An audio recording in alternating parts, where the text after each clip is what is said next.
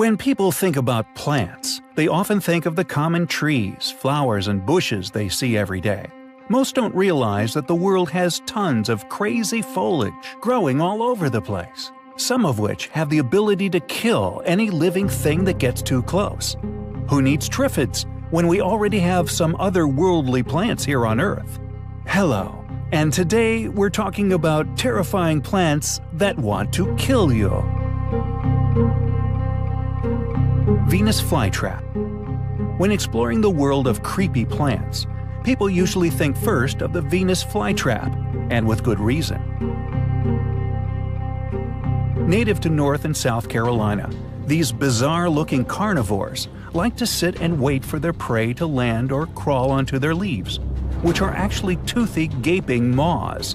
Once the victim is in place, the flytraps clamp their mouths down and begin digesting their feast with enzymes strong enough to dissolve human flesh, according to carnivorous plant enthusiast Barry Rice. Unlike the sarlacc, flytraps don't take millennia to digest their meals, only about 10 days, making it slow and painful nonetheless.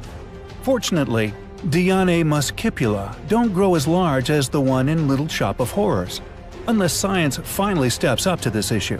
Still, its diminutive size is probably why this plant doesn't have as big an appetite as this next customer. Nepenthes attenboroughi. Discovered in 2000, the Nepenthes attenboroughi, or Attenborough's pitcher plant, is a bit more ravenous than other carnivorous plants.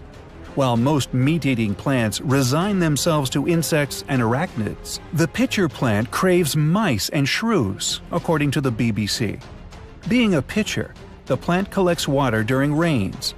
When rats and other vermin, and even birds, peek their heads in to take a sip, the Philippine plants slap down their lids, trapping their unlucky yet juicy quarries in their football-sized traps and begin dissolving them.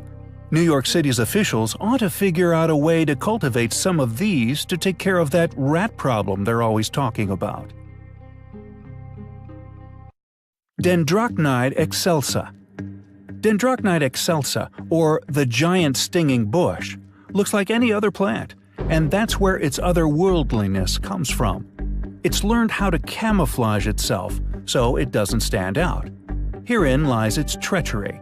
This innocent-looking Australian plant actually possesses an incredibly painful, poisonous sting, which has been known to kill dogs and horses.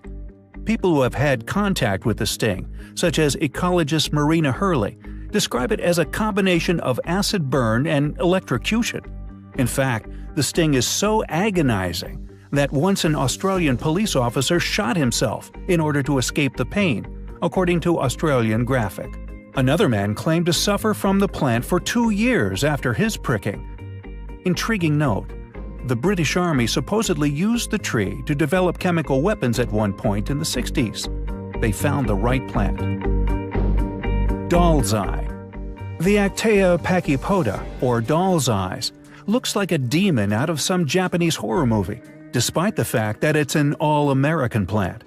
While a white flower bearing a single black berry looks and sounds innocent enough, having 10 or more of them staring at you from their, on average, 2-foot-tall blood-red stalk is enough to give anyone the heebie-jeebies. When you add the fact that the plant is poisonous enough to kill a human, it magnifies the plant's demonic nature. Should anyone want to ingest the berries for whatever reason, he or she can expect a sedated heartbeat, along with hallucinations, dizziness, and possible death, meaning that it could very well drag a person to the underworld.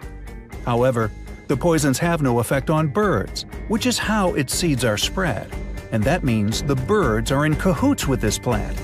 Any hiker who comes across the doll's eye should stay far, far away. Drosera capensis. The Drosera capensis, or Cape Sundew, is what you get when you cross an octopus with a plant and put its stomach on the outside. Another carnivorous plant, this South American perennial waits until unsuspecting arthropods land on it, which is the signal to chow down.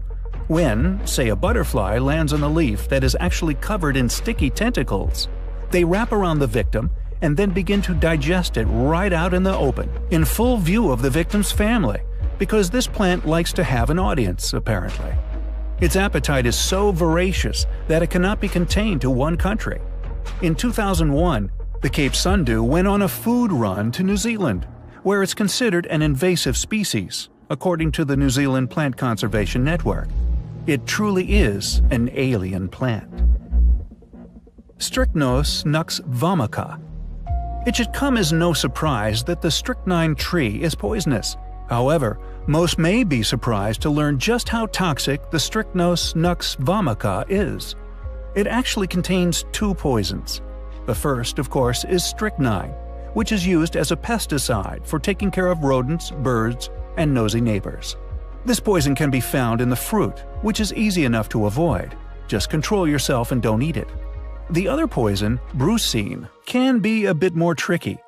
Found in the bark, most people succumb by consuming ceremonial drinks made from this tree, which is easily confused with the Alstonia scolaris, which is the tree that should be used, as it's safe to consume.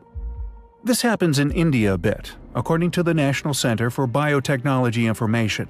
Those who quench their thirst with brucine can expect to experience convulsions and renal failure, among a slew of other exciting symptoms.